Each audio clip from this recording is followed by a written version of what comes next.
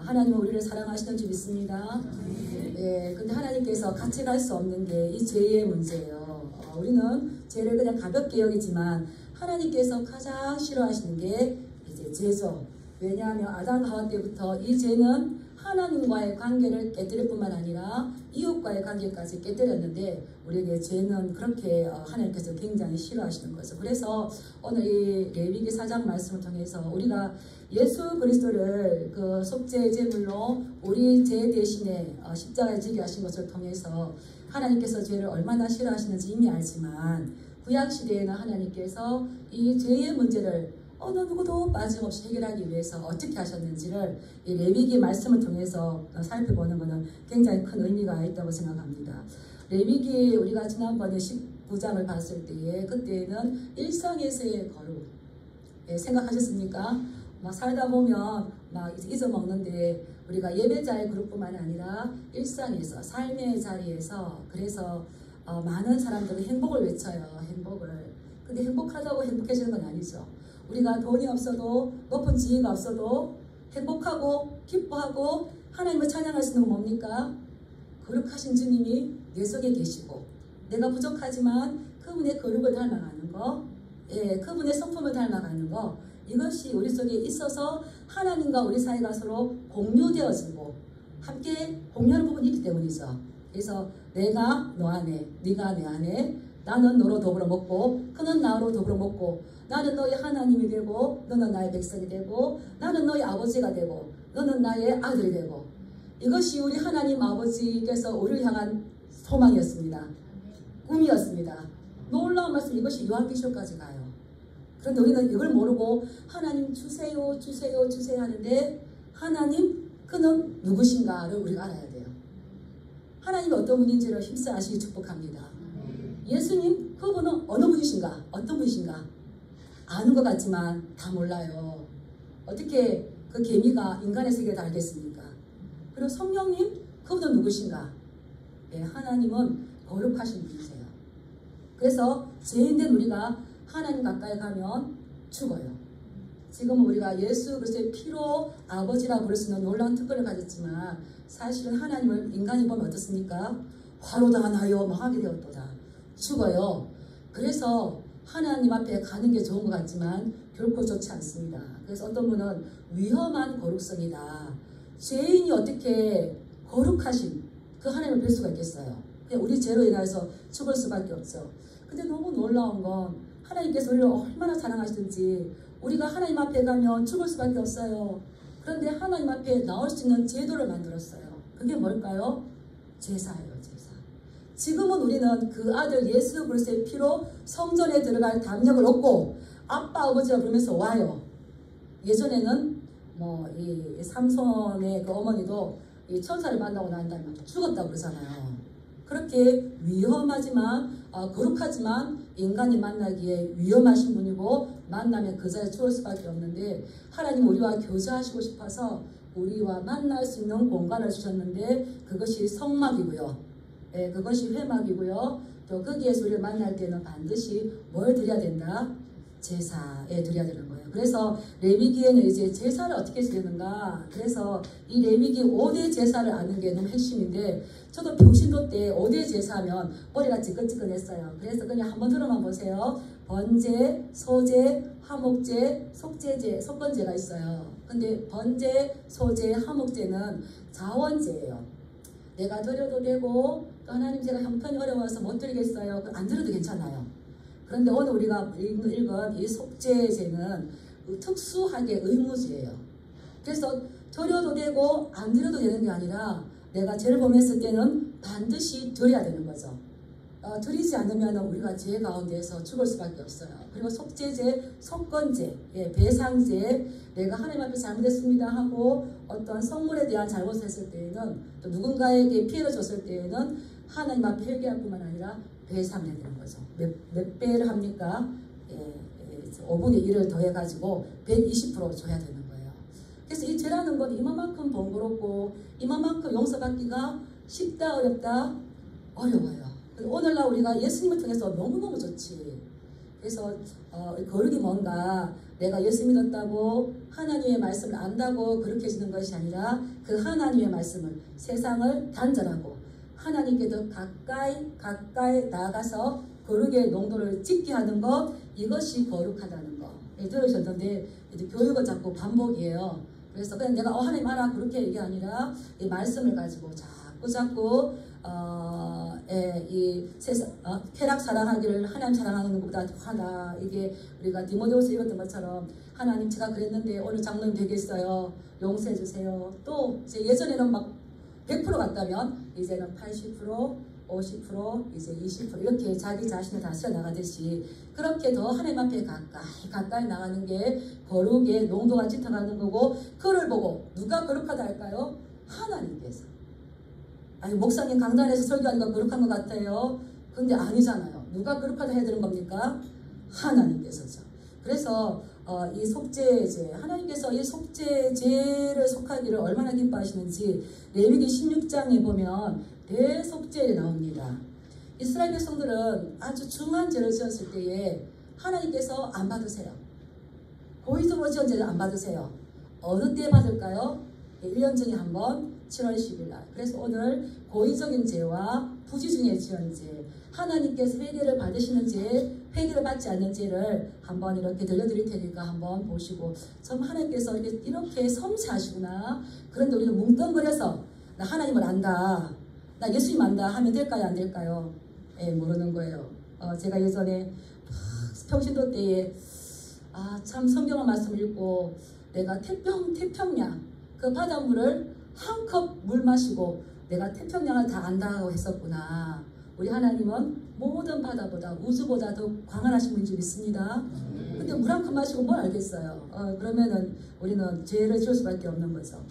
그래서 이 속죄하다는 말이 나오는데, 속죄하다는 말은 이제 카파르에서 씻다, 대체하다는 뜻이 있어요.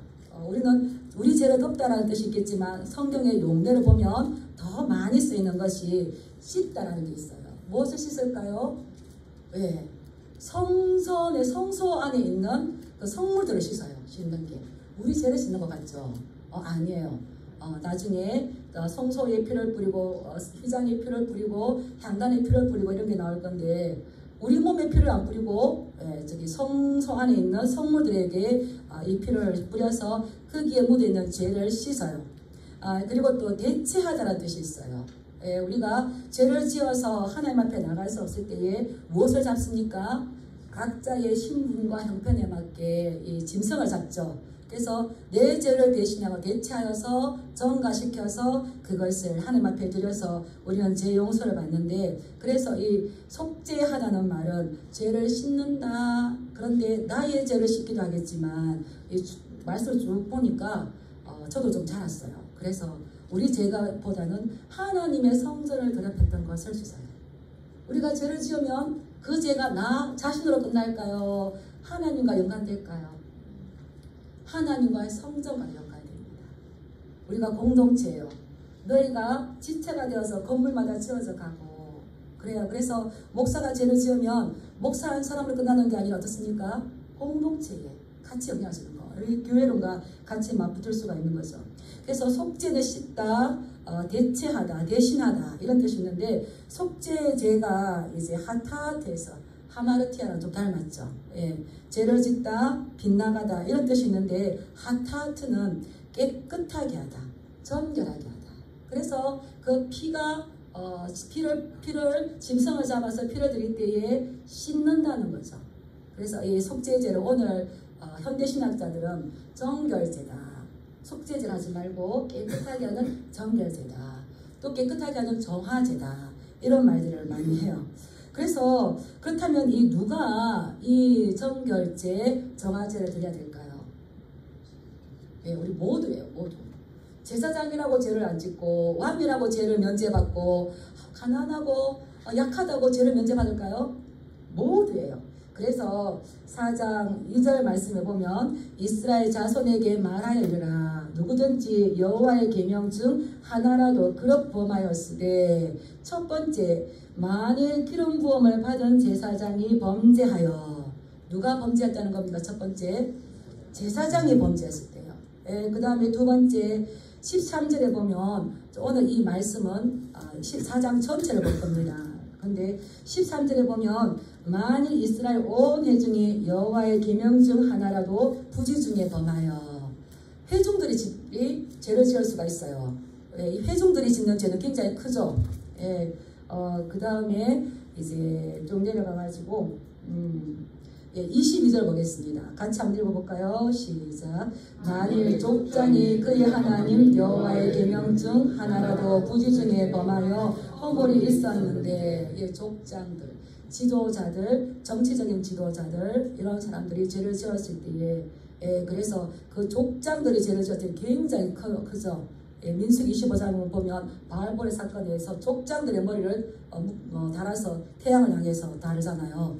이런 거. 그래서 어느 누구도 이 죄에서 면제받을 수가 없는데 27절 말씀 한번 읽어보겠습니다. 시작. 만일 평민의 한 사람이 여호와의 계명 중 하나라도 부지 중에 범하여 허물이 있었는데, 하나님께서 큰 사람만 하는 것이 아니라 백성 중 한 사람 한 사람, 평민 한 사람 한 사람까지도 죄에 대해서 물으신다는 거예요. 이해하시겠습니까? 예. 그래서 하나님께서는 출애굽기 19장 6절 신에서 언약이 나오잖아요. 너무 중요합니다. 우리가 하나님과 뭘 언약했는지를 기억하셔야 돼요. 아마 이스라엘 백성들은 제가 쭉 말씀을 보니까 하나님께서 언약하겠느냐, 네 우리가 다 듣겠습니다 했는데, 그 하나님께서 이루시고자 하는 그 계획 같은 의도와 의중을 몰랐어요. 그러니까 약속해놓고 뒤에 뭐합니까? 또 죄를 짓고, 약속해놓고 죄를 짓고. 그런데 하나님의 나라에서는 하나님은 당신의 사랑하는 자녀들에게, 백성들에게 죄가 존재하지 않기를 원하십니다. 왜 그렇습니까? 죄는 모든 것을 빼앗아가고 관계를 파괴시켜버리고, 우리가 죄가 있으면 거룩하신 하나님과 교제할 수가 없어요. 그래서 바울이 그랬잖아요. 모든 사람이 죄를 범하였으니. 그래서 이 제사는 어느 누구뿐만 아니라 모든 사람이 죄의 그 속죄 제사를 드려야 된다는 겁니다. 그래서 이 제사는 언제 드리는가? 우리 4장 2절 말씀 한번 읽어볼까요? 시작.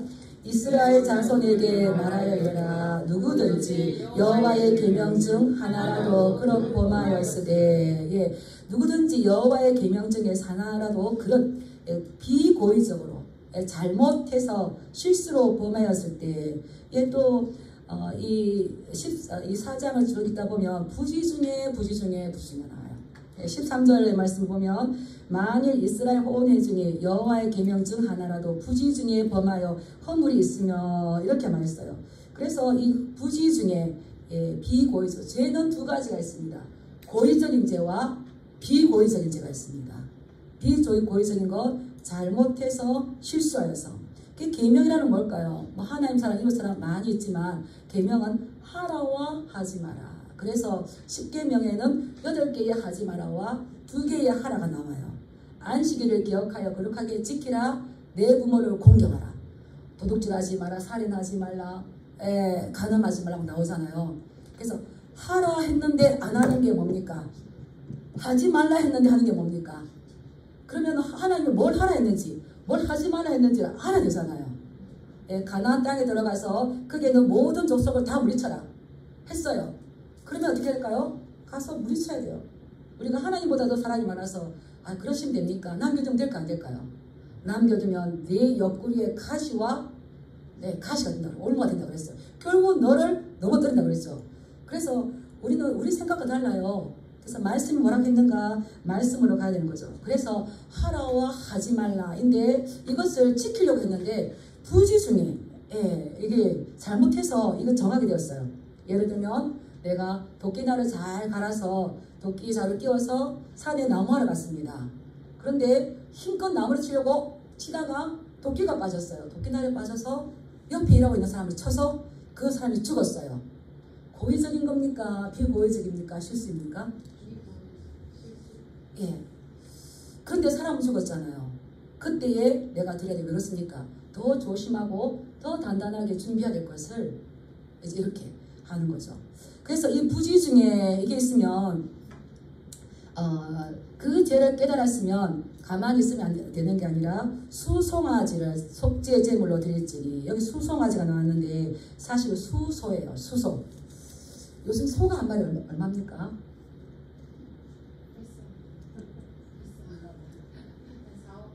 4,500. 예, 제가 어릴 때 저희 아버님이 소를 많이 키웠어요. 한 마리 키우고 오빠 학교 보내고 장학금 보내고 그래서 소부자였어요. 소부자. 그랬는데 그때는 소가 엄청 컸죠. 지금도 마찬가지일 거예요. 그래서 이렇게 보니까 와, 쟤는 안 지어야 되겠다. 쟤를 지으면 일단 물질적으로 손해가 가요. 제사장이 죄를 지었어요. 그 다음에 13절에 보면 온 회중이 죄를 지었어요. 그러면 깨달았으면 다 수소를 드려야 돼요. 수소. 예, 그래서 이 죄를 지었는데 뭔가 잘 모르겠지만 마음이 찜찜하다. 그냥 가야 될까요? 하나님께 여쭤봐야 될까요? 내가 비고의적이고 실수해서 지었기 때문에 내가 죄인 줄 모르고 지었기 때문에 마음이 찜찜해요. 그런 경우 있죠. 저도 있었어요.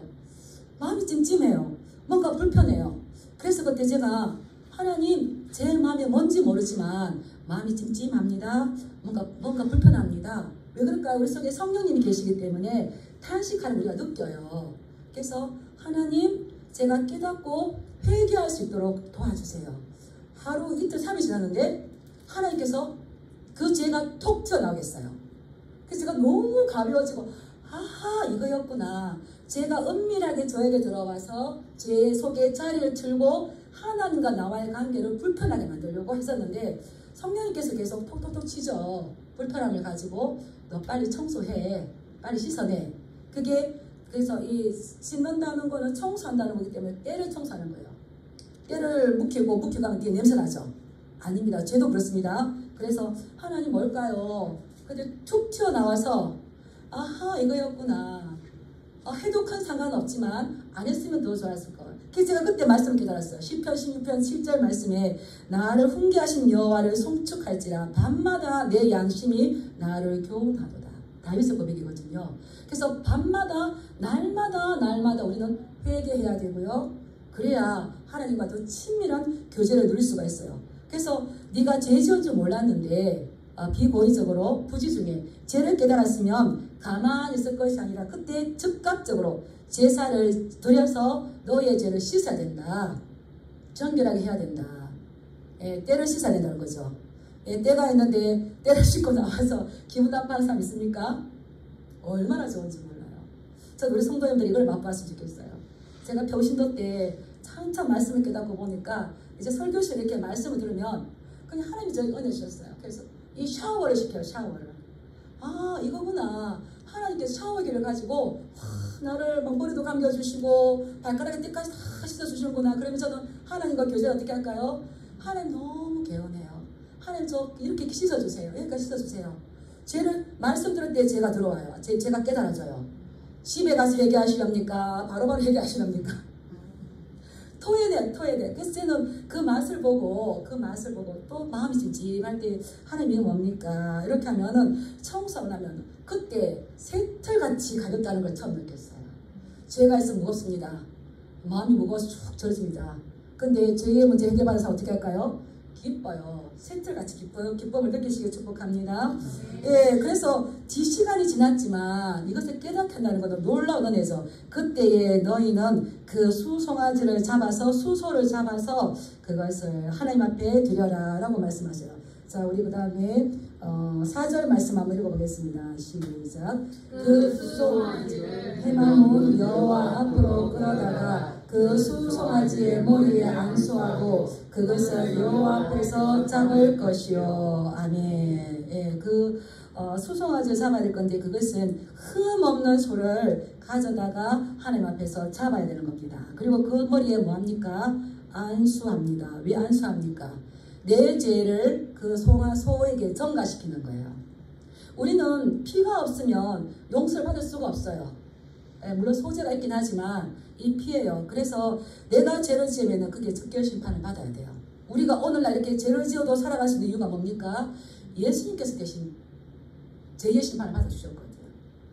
안 그러면 우리는 지금 못 살아갈 거예요. 근데 그 죄의 안수하는 거예요. 죄를 전가하죠. 저의 죄 때문에 제가 죽어야 마땅하지만 이 희생제물이 저의 죄를 대신해서 짊어졌습니다. 그리고 이제 그 짐승을 도살하는데 어떻습니까? 내가 죽어야 되겠는데 짐승이 죽는 거예요. 이것은 하나님께서 죄를 얼마나 싫어하시고 죄가 얼마나 심각한가를 시청각자로 보여주는 거예요. 저는 제가 한번 이 희생제물을 잡는 걸 한번 해봤으면 좋겠어요. 우리 그냥 하나님 잘못했어요, 용서해주세요 이렇게 하니까 되는데, 소가 있어요. 그 죄 없는 소가 나의 잘못으로 인하여서 이제 죽어야 돼. 양이 죽어야 돼. 그 어떻습니까? 자기 집에서 애지중지 키웠던 거예요. 그것을 죽여야 돼요. 그 피를 다 뽑아야 돼요. 예, 그리고 다 내장, 뭐 간, 콩팥 다 드러내야 돼요. 예, 그리고 불로 태워야 돼요. 그 가죽을 다 벗겨야 돼요. 그거를 보고 다시 뒤에 강 크게 죄 짓겠습니까? 안 짓죠. 이거 놀라워요, 놀라워요. 그리고 또 그 소가 다 탈 때까지 엎드려서 뭐 해야 돼요? 회개해야 돼요. 회개 잠깐만 하면 안 됩니다. 이제 날마다 씻는 사람은 괜찮겠지만 회개를 많이 하셔야 돼요. 그래서 이 죄가 얼마나 심각한가 보여주는데, 그 소를 이제 잡아서 왜 이 제사장과 온 회중이 죄를 지었는데 가장 값비싼 걸 줄까요? 말씀해 보면 제사장 한 사람의 죄와 이제 죄가 조심해야 돼요. 지도자의 한 사람의 죄와 이스라엘 공동체 온 백성의 진 죄와 같은 거예요. 지도자 이만큼 중요하죠. 그래서 우리가 뭐 지도자가 잘못되면 왜 분개합니까? 그게 우리 공동체에 영향을 준다는 거죠. 네, 그래서 그것은 그냥 염소나 비둘기를 안 돼. 가장 비싼 걸 해야 돼. 가장 비싼 거. 네, 가장 비싼 거를 잡아요. 그러는데 어떤 정치적인 지도자가 잘못했을 때에는 순염소를 잡아요. 그리고 또 평민이 잘못했을 때에는 암염소를 잡아요. 그 형편에 맞게. 그런데 놀라운 건 이 죄는 반드시 사야 돼. 그래서 암염소도 드릴 수가 없어. 비둘기도 드릴 수가 없어. 우리 잠깐 한번 넘겨보겠습니다. 5장 11절로 가보겠습니다. 5장 11절. 한번 읽어볼게요. 5장 11절 시작. 만일 그의 손이 산비둘기 2마리나 집비둘기 2마리에도 미치지 못하면 그의 범죄로 말미암아 고운 가루 10분의 1 에바를 예물로 가져다가 속죄 제물로 드리되 이는 속죄 제인즉 그 위에 기름을 붓지 말며 유향을 놓지 말고. 너무너무 가난해서 너무너무 어려워서 뭐 산비둘기 집비둘기 잡으러 갈 힘도 없어요. 그런데 너 용서해 줄게 이랬습니까? 그러면은 작은 그 곡식 가루 뭐 10분의 1 에바 너무너무 작은 거죠. 그거 한 줌 해서 드리는데, 소재를 드릴 때는 원래 기름과 유향을 발라야 돼요. 냄새나게. 근데 기름과 유향이 얼마나 비싸요. 그러니까 그것도 바르지 말고 드리라는 거예요. 죄는 반드시 회개해야 된다, 회개하지 않아야 된다. 그래야만 우리가 하나님 앞에 갈 수 있어요. 근데 회개했다고 다 받아주는 건 아니죠. 용서하시고 받아주시는 분 누굽니까? 하나님. 그래서 위험한 그릇석인데 나단과 아비후는 그냥 죽었어요. 하나님께서 말씀하신 대로 가야지 내 방식대로 가면 용서는커녕 그 자리에서 죽어요. 이게 하나님의 거룩하심이에요. 거룩하신 분인데 위험한 거룩성이에요.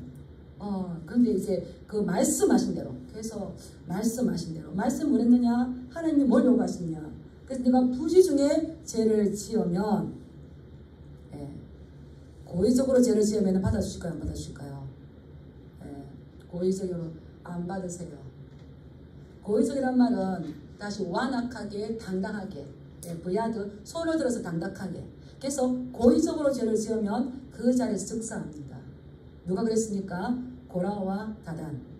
우시아 왕이면서도 제사장 역할을 하려고 했을 때 그 지성소로 더럽히거든요.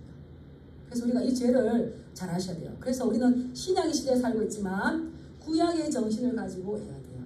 예수님께서 구약을 말씀하셨어요. 어디에 텍스트를 가지고, 어디에 말씀을 가지고 하셨을까요? 구약을 가지고 말씀하셨죠. 바울이 이 말씀은 너희를 구원에 이르는 지혜가 있게 했다. 거기서 말씀은 뭘까요? 성경은 구약이에요. 그래서 구약을 모르고 신약을 아는 거는 내용이 허접해요. 우리가 신앙생활이 왜 힘든가? 내용이 허접해요. 우리의 내용을 뭘로 채우시겠습니까? 구약에 말씀하신 거, 신약에 말씀하신 거. 그러면 어디로 가든지 요동치 않고 어디로 가든지 굳건하게 설 수 있죠. 우리가 구약과 신약을 같이 모아야 됩니다. 그래서 그때 이제 이 잡아서 피를 찍어서 여호와의 6절 한번 읽어볼까요? 시작. 그 제사장이 4장 6절로 가겠습니다. 시작. 그 제사장이 손가락에 그 피를 찍어 여호와 앞고 성소의 휘장 앞에 7번 뿌릴 것이며, 예, 그 피를 받아서 회막에 들어가요. 회막에 들어간다는 건 성소에 들어가는 거죠. 들어가서 그 피를 손가락에 찍어서 성소와 휘장 앞에서, 우리가 제사장이 죄를 지으면, 온 백성이 죄를 지으면 백성에게 뿌립니까? 제사장에게 뿌립니까? 성소에 들어가 뿌립니까? 하나님의 성전이 더럽혀진다는 거예요. 우리가 죄를 지으면 하나님의 성전이 오염된다는 거예요. 그 하나님 같이 계시겠습니까? 아는 거죠. 바울이 그랬죠. 너희 몸이 하나님의 성전을 알지 못하느냐. 그래서 이 들어가가지고 그 성소와 지성소 사이에 휘장을 뿌려요. 피를 뿌려요. 7번 탁 뿌려요. 왜 그렇습니까? 휘장을 지나면 뭐가 있습니까? 지성소가 있죠. 지성소가 더럽혀지면 그 자리에 즉결 심판이 나타나요. 그렇기 때문에 죄를 지었으면 반드시 성소에 들어가서 휘장에 뿌리고, 그 다음에 어디에 뿌려야 되겠습니까? 7절 말씀을 보면 제사장은 또 그 피를 여호와 앞 곧 회막 안 향단불들에 바르고. 왜 향단불에 바릅니까? 지성소와 가장 가까이 있는 향단불이에요. 그 네 불에다가 피를 발라요. 이 속죄한다는 말은 씻는다는 말이 있어요. 제사장으로 인하여서 성전이 더러워졌던 거, 짐승의 피를 가지고 씻는다는 거죠. 네, 놀라운 말씀이지 않습니까? 그렇게 우리에게. 그런데 우리 22절로 가서 족장이 죄를 지으면 어떻게 하는지, 우리 25절 한번 가볼까요? 족장이 죄를 지으면 25절 시작. 제사장은 그 속죄 제물의 피를 손가락에 찍어 번제단 불들에 나르고 그 피는 번제단 밑에 쏟고. 또 이제 29절에 보면 또 평민이 죄를 지었을 때 그 제물을 번제물을 잡은 곳에 잡을 것이요 번제단 불들에 바르고. 그래서 정치적인 지도자나 어떤 단체 지도자들이 지었던 죄는 성소는 더럽히지 않아요. 성전들과 번제단을 더럽혀요. 오염시켜요. 고나 번제단 한번 보여줄래? 제가 이렇게 하다 보니까 도대체 번제단이 뭐고? 앞에 사진. 예, 성막 있고 성전뜰 있죠. 성전뜰에 뭐가 있습니까? 짐승의 제사를 드리는 번제단이 있어요. 그래서 어떤 평민이나 어떤 정치적인 지도자가 지었던 건 제사장이나 온회중이 지었던 죄보다는 약해요. 그래서 성전을 더럽히진 않아요. 근데 하나님의 성전들을 더럽히는 거죠. 그래서 그 죄를 지었을 때에 평민이 지었는데 나 회개할 거야. 성전에 들어가면 됩니까? 안 됩니까? 하나님께서 말씀하신 대로 그 가서 저기 번제단을 심는 거예요. 번제단을 이렇게 심는 거예요. 그렇게 할 때에 하나님께서 그들의 죄의 사함을 받으리라. 그래서 우리는 무엇대로 하나님을 섬겨야 겁니까? 따라하겠습니다. 말씀하신 대로. 말씀하신 대로 하지 않았다가 나답과 아비후처럼, 나단과 보라처럼, 우시아처럼 했다가 죽어요. 그런데 고의적으로 죄를 지었던 다윗 볼까요? 다윗이 영적으로 좀 둔했었어요. 그러니까 누가 보였습니까? 밧세바가 보였죠. 밧세바가 보여서 이제 남자니까 아름다운 여인을 보면 탐이 날만도 하죠. 고의적으로 죄를 지었어요. 그랬는데 그때까지는 그래도 좀 괜찮지만 밧세바가 임신을 했네. 그때는 어떻습니까? 계획적으로, 아주 의도적으로 이제 우리아를 죽이지 않습니까? 근데 그때까지 이 다윗이 속죄제를 드렸을까요? 나단이 말하기까지 안 드렸어요. 그럴 때에는 우리가 뭘 해야 되냐? 5장 5절로 가겠습니다. 4절 5절 중요한데 5장 5절 안같이 읽겠습니다. 5장 5절 4절 5절 읽겠습니다. 시작. 만일 누구든지 입술로 맹세하여 악한 일이든지 선한 일이든지 하리라고 함부로 말하면 그 사람이 함부로 말하여 맹세할 것이 무엇이든지 그가 깨닫지 못하다가 그것을 깨닫게 되었을 때에는 그 중 하나에 그에게 허물이 있을 것이니 이 중 하나에 허물이 있을 때에는 아무 일에 잘못하였노라 자복하고. 반드시 잘못하게 하는 거예요. 내가 그렇게 하나님 앞에 고의적으로 계획적으로 죄를 지었는데 속죄제를 드렸어. 받으실까 안 받으실까요? 안 받으십니다. 그렇게 했을 때는 반드시 내가 잘못하였노라. 손을 두고 당당하게 완고하게 오만방자하게 죄를 지었어요. 그런데 숨기고 속죄제를 드릴 수가 있죠. 왕이니까. 근데 그러면 받는다 안 받는다? 반드시 내 입술로 하나님 제가 잘못했습니다. 입술로 시인한다는 건 그만큼 오만방자한 게 내려왔다는 거죠. 그 다윗이 얼마나 눈물로 칭찬할 수 있었습니까? 그래서 그런데 죄는 용서받았지만 그 아들 4명이 하나님께서 데려가셨죠. 죄는 이만큼 무서운 거예요. 제사장이니까 봐주고 왕이니까 봐주고 지도자니까 봐주고 뭐 어리니까 봐주고 아니라는 거죠. 하나님이 죄를 그만큼 싫어하지 아니하셨으면 그 아들 예수님을 안 주시죠. 그래서 우리가 하나님을 알 때 어떻게 알아야 된다? 바르게 알아야 돼요. 바르게. 뭘 중심으로? 이 텍스트, 말씀을 중심으로. 그래서 말씀을 중심으로 생각하지 않으면 내가 사는 대로 말씀을 이용하게 돼요. 그건 굉장히 위험한 거죠.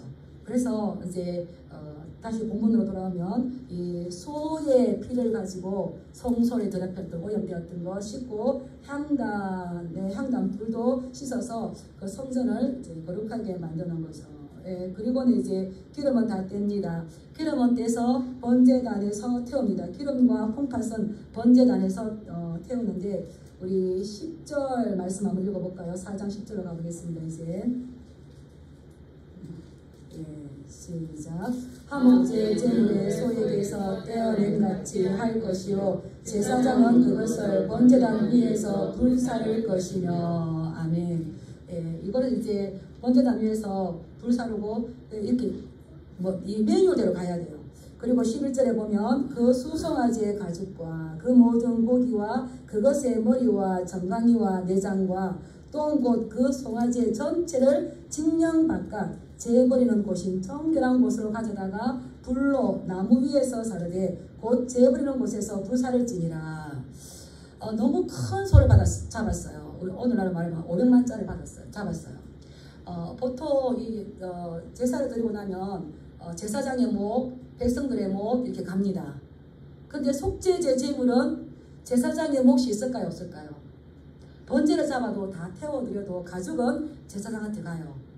근데 이 큰 비싼 소를 잡았는데 다 진영 밖으로 나가서 재버리는 곳에 가서 정결한 곳에 가서 다 태워야 돼.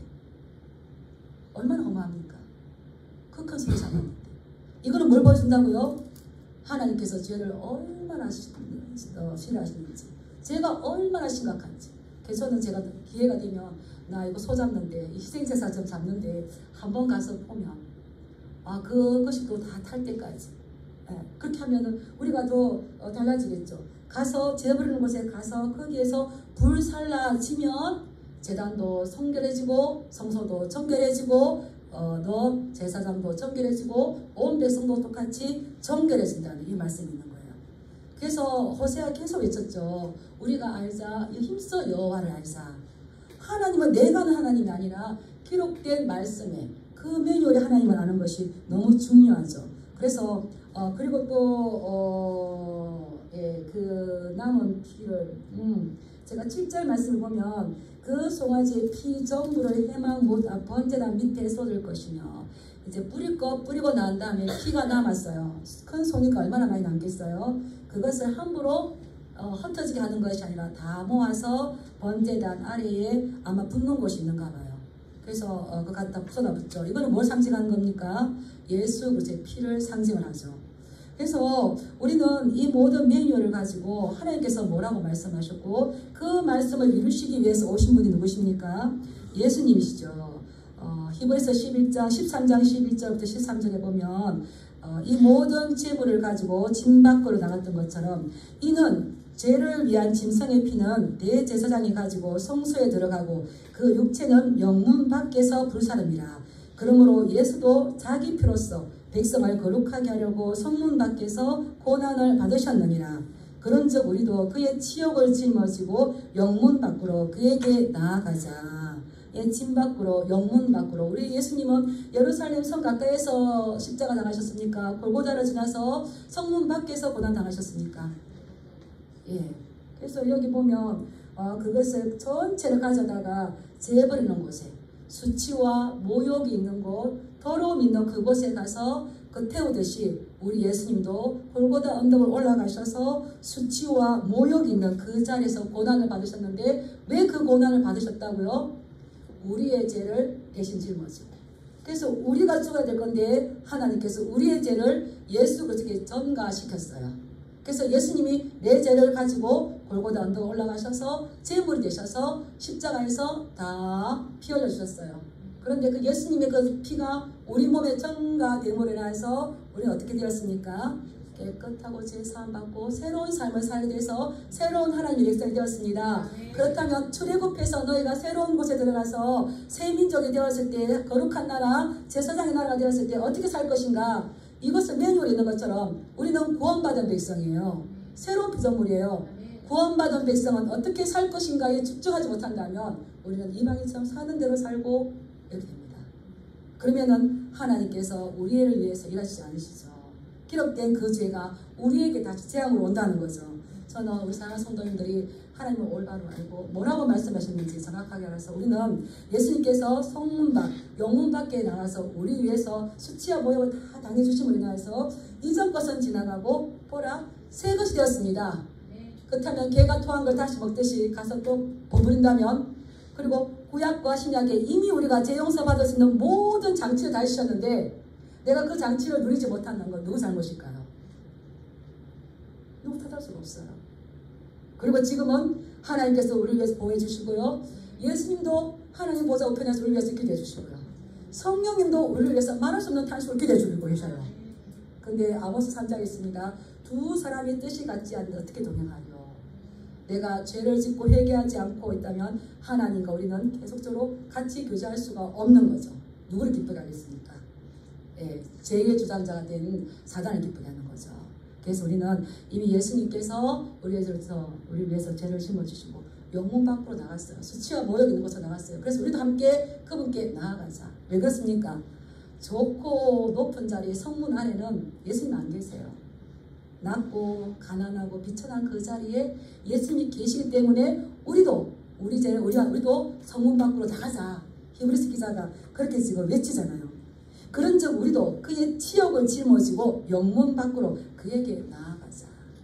구원받은 성도들은 이 땅에 살 때 거룩한 건데 어떤 부유함이나 옷을 잘 입고 하랬다고 되는 것이 아니라 주님께서 어떠한 삶을 사셨는지 그 삶을 면밀하게 보며 우리를 위해서 대신 속죄제를 되어주신 그 예수님의 삶을 보고 나아갈 때에, 그분을 따라갈 때에, 그분을 따라가기 힘쓸 때에 점점점 그렇게 가까워지고 내가 거룩하니 네가 거룩하라. 그러한 자에게 하나님께서 뭘 주실까요? 따라했습니다. 크신 은혜를 주신다. 크신 복을 주신다. 제가 이 말씀 이렇게 준비하다가 그렇지, 아이가 부모가 자녀를 키울 때에 내가 알고 있는데 이 아이가 엄마한테 숨겨요. 그럼 우리가 자녀 키워봤잖아요. 부모 마음이 어떻습니까? 무거워요. 근데 이 아이가 깨닫고 엄마 사실은 아빠 내가 사실 이렇게 했는데 라고 하면 관계가 어떻습니까? 더 좋아지죠. 그래서 우리가 성령님께서 찜찜하게 하고 뭔가 불편하게 하고 할 때 우리는 뭐 소잡고 뭐 염소잡고 할 필요 없어요. 누구의 이름으로? 그 자리에 바짝 무릎 꿇으시기 바랍니다. 그리고 내 죄를 주님 앞에 회개합니다. 제가 잘못했습니다. 너희가 입으로 시인해야 되는 겁니다. 모른 척한다고 되는 게 아니에요. 그랬을 때 하나님께서 우리의 죄를 통해서 서가모처럼 멀게 하시고 새로운 생명과 충만한 기쁨을 피로 부어주셔서 교제를 풍성하게 하는데 아빠 되신 하나님과 우리가 풍성한 교제를 누려야 되지 않겠습니까? 말씀 가운데서 그런 풍성한 교제를 누리시길, 그리고 또한 이 관계가 하나님 사랑, 이웃 사랑 회복되시길 주님의 이름으로 축복합니다. 우리 기도하겠습니다. 우리는 그냥 덮어놓고